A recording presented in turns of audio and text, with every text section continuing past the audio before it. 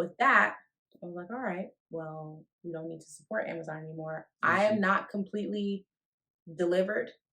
So there are times where I look up something and I'll get on Amazon and it's right there and I see the 2 day free shipping and yes, I press order. Okay. However,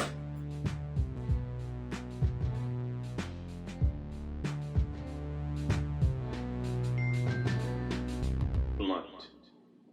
Hey, everybody. What up, fam? This is episode 2, season 2 of the podcast Blunt. Today, I'm Tony. I'm Tajay. We are talking about sports, goal-oriented fitness, some new sports that are popping off in the world. Not really new, but that Ooh. we're becoming aware of. Olympics pre-trials. Yes. Some Hey, Simone. Simone Biles. What up, is, Simone? yo, damn, bro.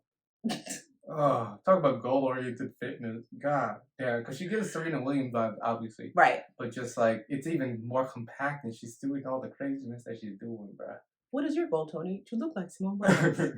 What's your goal, Taj? To know what Simone Biles thinks about. Yes. To try to just figure out what her brain is on, because her results are Yeah. so bad.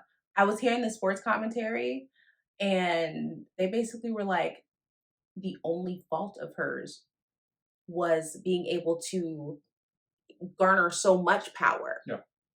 That's why she didn't stick the landing. Yeah. Like, it's not even because she messed up. No. Technically, it's because she's so powerful. Yeah. Like, that's why. That's why they had to go, well, it's too much now. It's just a lot of power. How does she generate so much power? So, yeah, man. I know how. So, well, we got the good juju. But I wanted to talk about, you have no idea what kabaddi is, do you?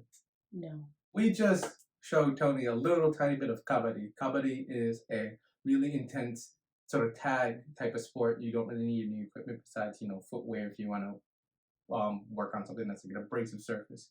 But it's basically like a small, shorter than a tennis court pitch. And you have 7-on-7, and you send one guy across the line to go and try and tag as many people on the enemy's team, and then they have to run back and get back to your side of the pitch before they get stopped. And the entire time they're doing it, they have to say kabaddi. So they have to keep chanting kabaddi, kabaddi, kabaddi, kabaddi, kabaddi. While it's me versus like 7 dudes. Right. And if I even do like stick your nail out, if I even do like that to you, that counts as a tag. Tagged. Yeah, exactly. So now you can just let me run back and I'll get the point off you, but usually you don't want to lose the point, so it involves you trying to like, oh shit, he got me, now I gotta go into tackle mode and I gotta stop him from getting away. So it's a very quick, like, you'll see people like standing really near each other. To keep the tagger. And then it'll be like one little movement and then everyone turns into an attacker. It's crazy. But I wanted to talk about it because it was a really good model of some social engineering. Okay. There is a mogul, I do not know his name, I'm so sorry, but there is a mogul in India. I think he's a steel magnate. And he realized that there are certain things like basketball, tennis, and whatnot, soccer, that have such huge global reach because they're really glorified as athletic sports. And then he thought about some of the things, because I guess there is a culture, like in a lot of places that have received imperialism, that the national culture is somehow lesser and not as good. So things that are Indian weren't seen as, as high class as like your cricket or whatever. So this man took classic Indian sport kabaddi, which, country people play it all the time, on like literally dirt. And you just need like your box that just the space that you play with and people on each team. And then he just glossed up some players. He just took some countrymen, glossed them up, gave them some dope haircuts, I guess, and shoes and glossy shirts and everything. And it gave them really bright arena, made everything really popping, visually colored, color appealing. And genuinely, in its first year of broadcast, it almost matched cricket, which is the country's #1 sport for viewership. And I think, yeah, that's dope. That's like so goal oriented. Like, I want the country to do this now. And he was like, what do these other sports have? They're bright. People look nice, And then he just did that with kabaddi, and people showed up. Wow. And they like hundreds of million, 400 something million compared to cricket's 530 million viewers or something like that. That's crazy. Yeah, so they almost caught up. Like, I think that's really dope. Also, it's just a really fun sport, and it makes me think of Like there's, and I know you don't have Jamaican heritage, but there's a set of None that sports I know that of. you know of. But there's a set of, like, just out in the yard kind of games you play. One of them is Okay. monkey in the middle, and you try to, like, there's somebody in the middle that you're trying to beam with a ball, and there's two people on either side of them, and it gets very competitive, and there's even a team aspect to it, and it makes me think like, damn, that could be a professional sport. Like there's so many of these sports that could be professional, Yeah. like could really be professional sports, and we just don't think about them like Yeah, that because people are they're so seen as creative. like country sports. Yeah. But it makes me want to like make monkey in the middle like a thing now. Yeah. And it's not the throw it over someone's head kind of thing. It's one where you're trying to tag the person in the middle of the channel and they can't jump sideways, so they have to duck a bunch and jump up into splits and stuff. It's so dope. Yeah. But it reminds me of the comedy thing of like, wow, I could really, because I saw an anime that got me into it. Okay. And I really like sports animes because it can be super emotional and really appealing. Yeah. Okay. I'd recommend a lot of different sports animes to most people, especially if you want to have a good cry. If you want to cry, sports animes got that good in there. I'm letting you know. Give you a little detox. Yeah, exactly. Also, what did we smoke again? The blue cake? Blue cake again. Blue cake. Yes. Sativa dominant, but it's pretty nice if you still want to get some work done. Yeah. Yeah. Just like chills me out, you know? Mm. Do you play any sports? I used to. I was involved in tennis, swimming, softball. What else? I think that was pretty much it. I can't think of anything else. They wanted me, being the coaches, the track coaches, they wanted me to be on their team for shot put. And I was going through, I don't want to say identity issues, but I was going through this moment of, I'm not as small as the other girls. So I've never been overweight. I wasn't overweight when I was in middle school and high school, but I've always been thick. I've always been strong and muscular, but I didn't see it as a beautiful thing. So when they approached me about shot put, I was actually quite offended.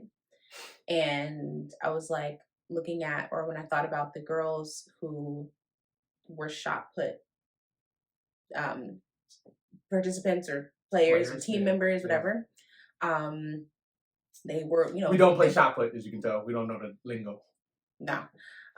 So they were, they were bigger girls and they were strong and powerful. And I was like, no, I'm trying to be dainty I knew that word was and coming. and like, I knew that word was coming. So yeah, I passed up the opportunity. I passed on the opportunity to play track.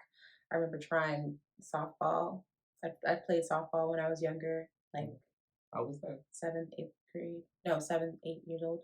It was good. I was kind of bored though. I didn't really like softball. I liked my team. I liked my what's it called? The coach. He was cool, but I just didn't gravitate to it. So I only played it for a couple of years and that was it. Some people, they start a sport super young and they stick with it. Yeah. That was not your girl. I got so involved in musical theater and music that became my life. And I chose that over sports. And then now I'm just in the gym. Yeah. So yeah, a lot of sports. Didn't really stick with any one of them. Enjoyed every moment that I had with each one of them, but yeah. You meet people and they're like, you ask them if they played sports when they were growing up, and they're like, I was a soccer player, right? Like they did this thing. Yeah. Mine is so complicated. I'm like, yeah, I played sports. I played this. I played that. I played that. I played that. Yeah. Didn't really find a, Same. Yeah. Same. There's a lot of sports now. There's a lot of sports. Like, I wish I did that. I stayed active though. Yeah. I wish I do that. You know what I mean? I wish I knew. I wish I had the environment around where I would do that now.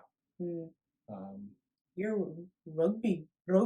I know. And honestly, rugby. So I'll speak on this. I have been avoiding the rugby team for the longest minute because of this whole COVID thing, guys. And just my expectations for human beings and their hygiene really depressed during this season. It really wasn't like,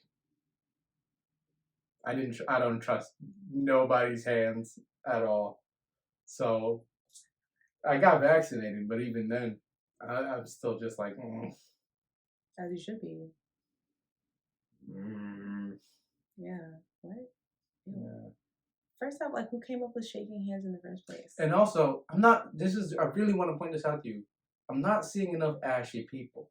What are you talking about? Before we got humid, I wasn't seeing people with ashy hands, which means they didn't have their hands dried out by alcohol, and they're not lotioning super aggressively. Are you hearing what I'm saying? You hearing the combo here? Dude. Where they're not moisturizing, yet their hands are not dried out from alcohol during a pandemic.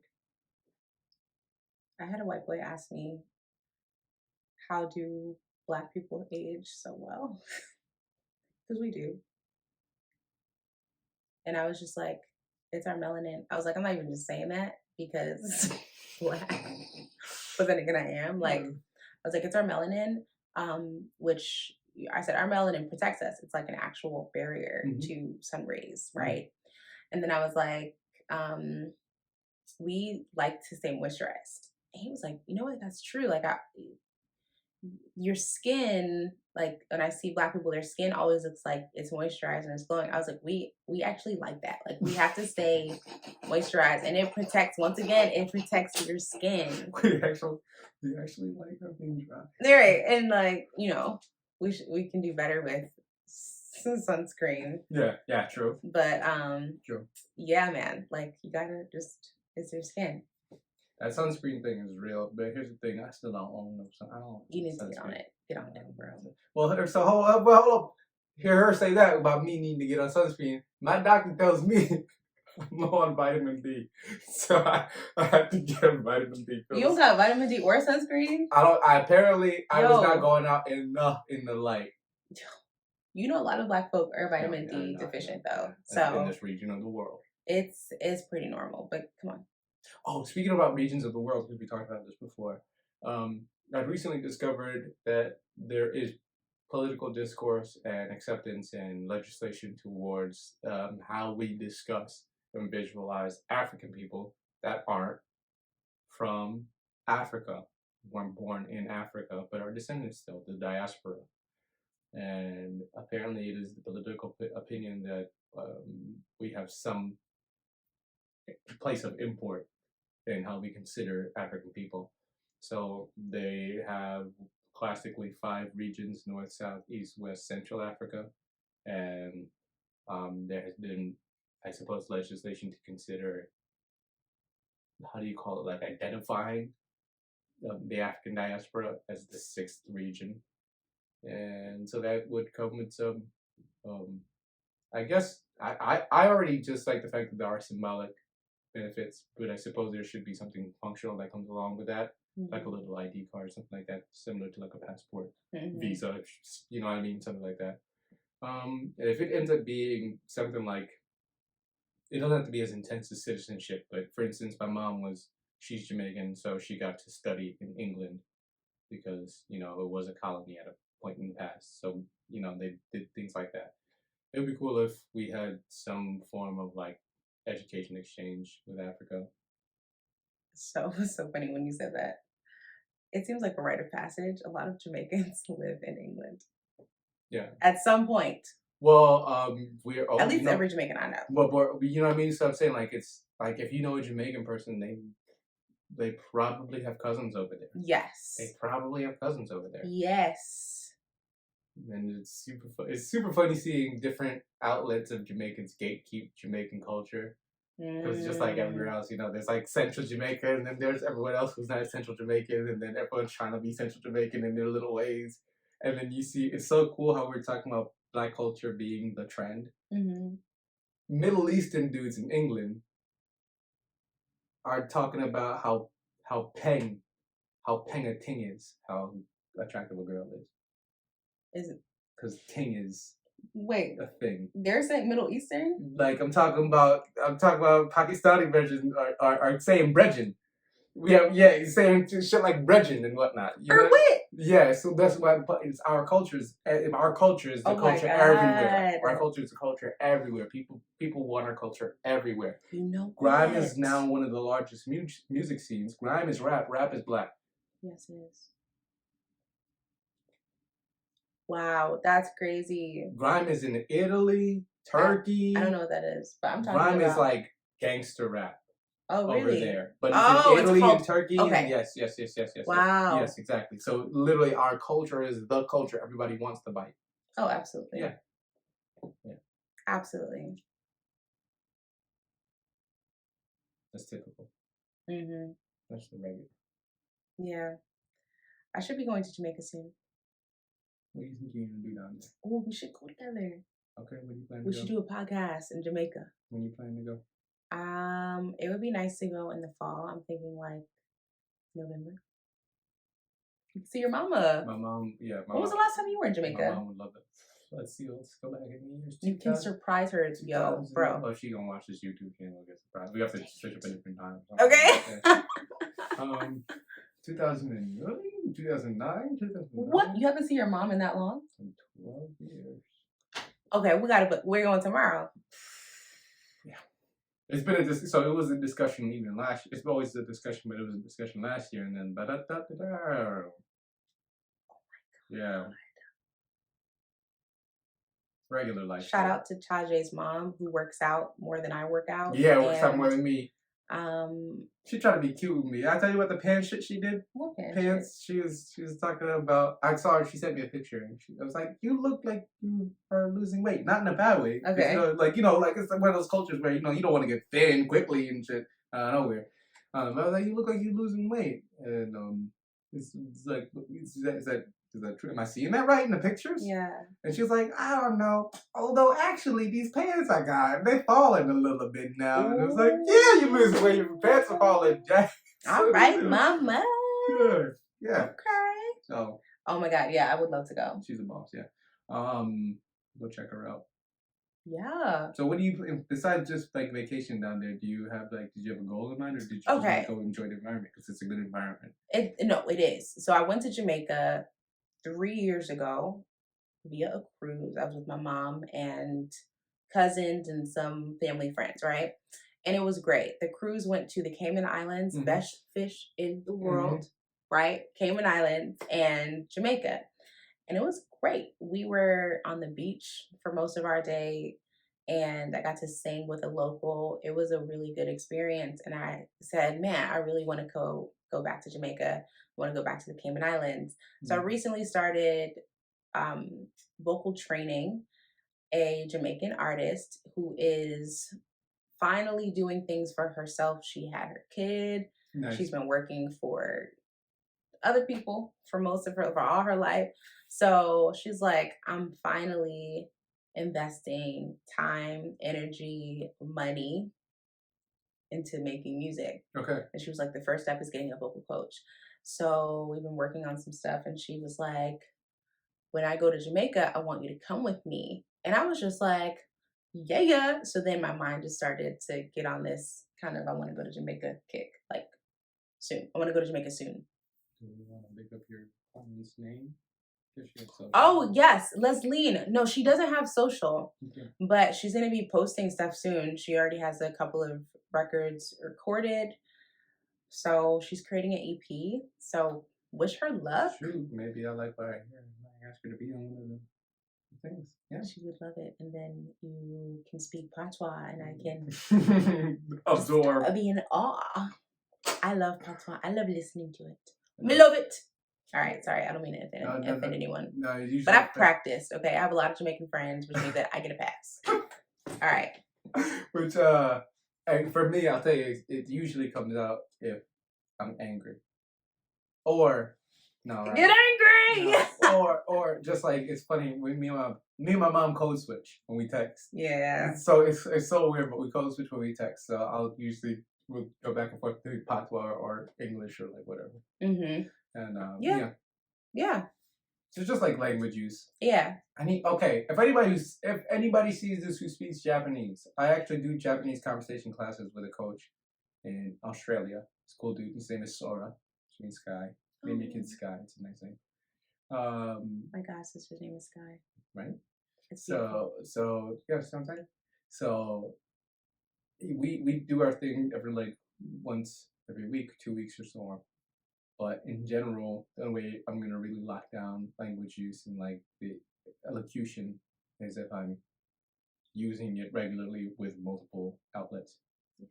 So either it has to be like an educational environment, or I gotta have more than one person in my life who speaks Japanese regularly. So hit me up. Mm-hmm. I could use the help. Heck yeah. Talking about being goal oriented and like doing stuff for yourself. I want to go to Japan at some point. So Yeah. And you're doing a lot with your project and you're incorporating a lot of Japanese culture yeah. and Well, right? language especially. Yeah, Yeah, into language to your especially. project. So that's pretty cool. Mm. What else are you doing for yourself? Last week he Oh told us yeah, that he's doing therapy and I had no idea. therapy. So I want to update. Yeah. So I have been speaking with a therapist for maybe like 3 or 4 months. Wait, Mhm. what's this now? It's June, So 3 months? mid June. And yeah, one of the first things, and you mentioned it last episode, one of the first things was I kind of just like vibe checked her. And I had to explain some, some cultural, some heritage stuff. And I had to basically explain, like, yeah, so I'm going to say phrases sometimes that, according to DSM 234, might sound schizoaffective or something like that. You know what I mean? Like that. And I'm aware of that language of how to explain to somebody, like, look, yeah, I understand how even before the most recent book, how you would say that this thing would be when aligned with one of these disorders, because that's just how poorly those books were written, right? And then yeah, she was like, yeah, I get it. And even some of the things that, though obviously the context is always pushed towards non-white peoples, the same exact things that you could describe as being, like for instance, schizophrenic, of having hallucinations and thinking things are talking to you and thinking that you're being guided by forces outside of yourself, could apply to, say, Christianity, Catholicism, stuff like that, which it's never really given the context of being a disorder over there. But then with Haitian people and voodoo, you see what I'm saying, like stuff like that. I'm not Haitian, but it's an example. So once I heard her understanding of, yes, this is a racial issue, okay? If you're going for a therapist, you gotta understand my heritage comes from like a racial context. We gotta be able to speak properly here. And once I knew she was with it, I was like, yeah, it's cool. So our last session we were talking about Dogecoin. Which is or who is? Doge. Okay, so Dogecoin is a cryptocurrency. Cryptocurrencies are a way for people to hold and transfer monies through digital means that are by and large untraceable, because they require math. It requires math to unveil the money and little digital sealed off pockets. Is it not like internet. Bitcoin? It's just like Bitcoin. Oh, Dogecoin is just like Bitcoin, except that I've never heard of Dogecoin though. the mechanics behind it are so weird, because Dogecoin was made as like a joke. Just in reference to the fact that there were things like Bitcoin, but it actually began to gain value. And so yeah, recently that's been a part of the discussion because it's been a trending topic in the world of trading and finance, as it's gone up. Like, you know how there's units in tens and hundreds, magnitudes. It's gone up a magnitude or two in its lifespan. So then people start talking about it. Yeah. Basically, that means if you put in $1 and then it goes up one magnitude, you have $10. And I was just almost there at the gate where I could have made that magnitude jump on my gains, and I didn't get in early enough, and I didn't put down enough money. So dang. Yeah. So I was like right at the gate. Yeah. Yeah. Man. I'm still profiting, but just not as much as you could do. Not as much, yeah. Yeah. Yeah. And there's other things that I'm hearing about now, but I feel like I shouldn't be discussing them out loud lest I lose my position. Yeah. Yeah. So investing is, everyone should do it. Yeah. It's interesting, but everyone should do it. And if you obviously can, please do try to invest into Black-owned businesses. Yeah. Which is not that easy to do. Yep. But it's something to try. Do it. Yeah. Do your research and find out where Black businesses are.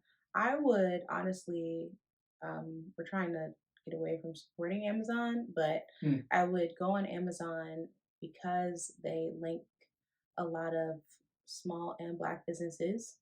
And from there, I would look at their products, but go to their websites and purchase from their websites. I found out something really interesting about Amazon and how corrupt they are. I'm so late to the party. Also online with that Because Citibank too. what?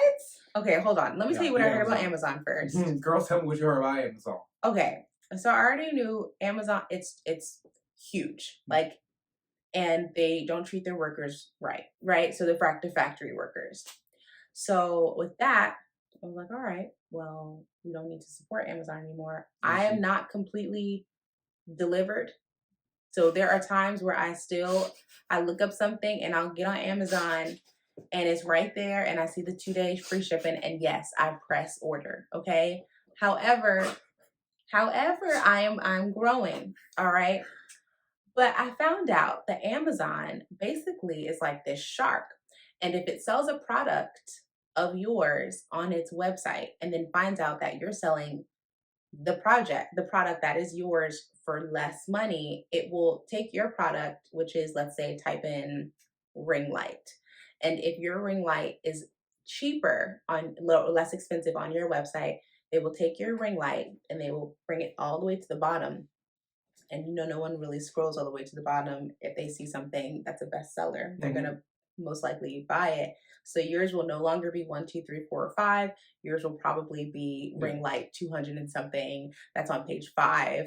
And they're basically trying to like snuff you. Yeah, and I was like, no way. Yeah, this was something similar with how Google was showing unpreferred sites and stuff. Remember when it was a whole issue that they were pushing certain things to the top of the search? Because it was like, basically it was a lot of things like super PACs and shit like that to advertise and block out people's ability to see certain sites just because they would own the first page of Google. Yeah. No, I was shook. I was like, that's not right. Small businesses are trying to make it, and y'all are making, how much is Amazon worth? Billions? How much is Amazon worth? Do you know?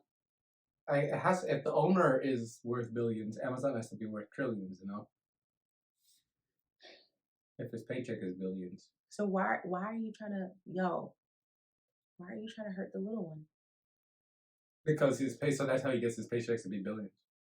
That's how he does it. Scrooge McDucking is how he has that. If you're wondering, if you ever been wondering like, hey, you're solvent, you're good. Like you can't have enough debt or bills to lose your money. You can't spend enough in this lifetime. I couldn't injure you and you need to pay for the medicine, for the lifelong injury. Like I couldn't do enough. I couldn't take enough shit away from you.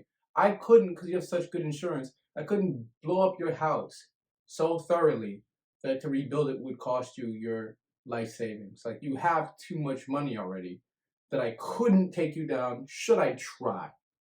If I tried and succeeded in my attempt, you could just kick back. That's how they get the money, is by going, oh, well, who's the weakest weakling around here? I'm just suck up his blood, and then himself like a mosquito, like a swarm of mosquitoes. Yeah, so we talked a bit about a lot of different things there. Yes. But we're gonna have to bounce. Let Tony go do her work. I'm gonna have to go work out myself. So guys, remember to puff, pass, education, peace, and love. And love. Sorry, this is peace. Wait, yeah. no. No, wait. Puff, pass, education. Read the book. Okay. Education. Okay. Peace. There you go. And love. Hey guys, remember to subscribe, like this video, and hit the bell. And if you're really cool, review us on Apple Podcasts.